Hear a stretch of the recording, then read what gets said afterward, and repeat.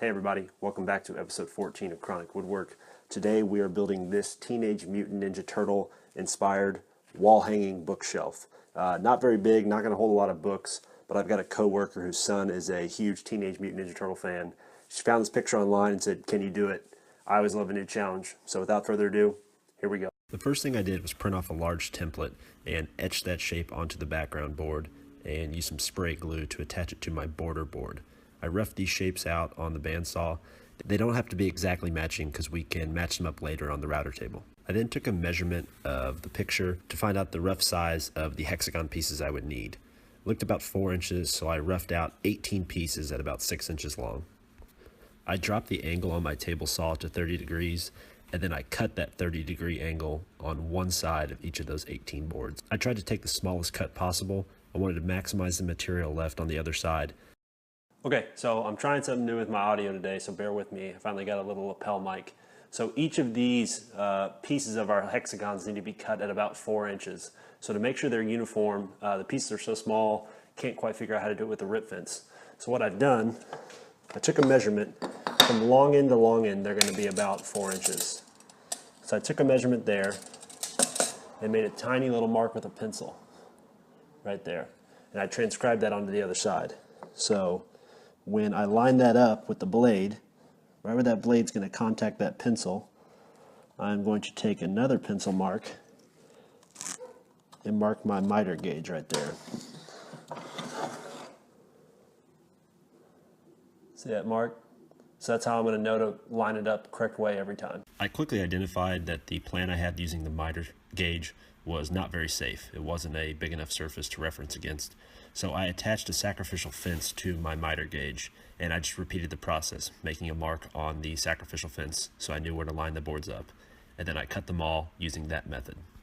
I think it worked really well, and the sacrificial fence helped mitigate some of the tear out from the cut. To glue these all up, I utilized some blue painter's tape and some rubber bands. It worked pretty well to provide clamping pressure on the hexagon, but it can be a little bit awkward. Just hang in there. Once you get it in the clamps, it'll dry just fine. Next, I glued these 3 hexagons together with my custom glue applicator and a couple of clamps. I think I threw a couple of brad nails in there at the end just to be safe. Up next, I laid the hexagons in the middle of the bookshelf and took measurements for all the branches that came off of those hexagons. I took those measurements and transcribed them onto a piece of lumber. I then took them to the table saw and cut a 30-degree angle on every other piece. I then ripped those pieces in half to get them to their final length with a 30-degree angle on one side. So as you saw in the video, I used that jig again to cut 30-degree angles on all of these boards, and those should match up perfectly with our hexagon. So I cut them all a little bit long from those measurements that I had, just so I had a little bit of excess. So I'll line them all up about where I want them. As you're going to see, there's a little bit of excess hanging off here, so we can mark them and cut them off now, cut them off later. Really doesn't matter too much, but just get a rough idea of where they're going to go. Got a pretty good fit on most of these.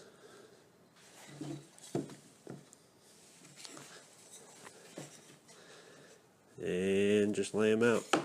Obviously some of these top pieces aren't going to have a ton of load on them. There's nowhere to put something there. It's going to sit on top of that hexagon. One thing I will say as you're laying these out, choose a top side of your shelf and have these 30-degree angles sitting on the top half of that hexagon. As you're putting a load on this shelf, it's going to provide a little bit of extra support. Next thing you do is secure the branches of the bookshelf to the hexagons with some brad nail and glue. These are not structurally sound, and they don't have to be. They're just kind of placeholders. That way you are able to sit the shelves down on the background board and etch the shape of the shelves onto the background board. Once the shape of the shelves is on the background board, you can pre-drill holes for the screws we're going to use later on. I took the background board outside and used some automotive primer, a first coat of green paint.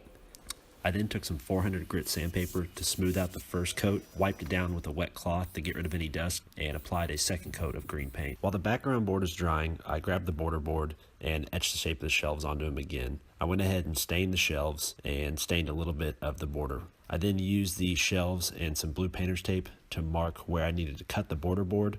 The border board will go in between each of the branches of the shelves. I cut the border pieces to size and used the shelf as a template to glue each of the pieces down with a little bit of clamping pressure. Once the border pieces were dry, I took it to the router table with the flush trim bit and cleaned up the edge. I placed the shelves back on the background board and secured it with a couple of brad nails. Once again, this is not the structural part of the shelves. This is just to keep the shelves from falling off as I flip it over. I flipped the entire assembly over and used the same pre-drill holes through the background board to pre-drill the shelves. That way they didn't split as I installed the screws. Up next was installing all the screws. I put 2 screws in each piece of the bookshelf. So 56 in total, which is definitely overkill. Last but not least, I touched up the edges with some stain and applied a clear coat of polyurethane and some mounting hardware. I thought about using a French cleat, but I don't think there's going to be enough to be on this bookshelf to really justify that. Last, I brought it inside to give it a test hang. Really hope this baby likes Teenage Mutant Ninja Turtles, because this thing's pretty sweet. As always, I appreciate you all watching. If you like this video and would like to see more, please subscribe. If not, we will catch you next time. Have a good one. Bye.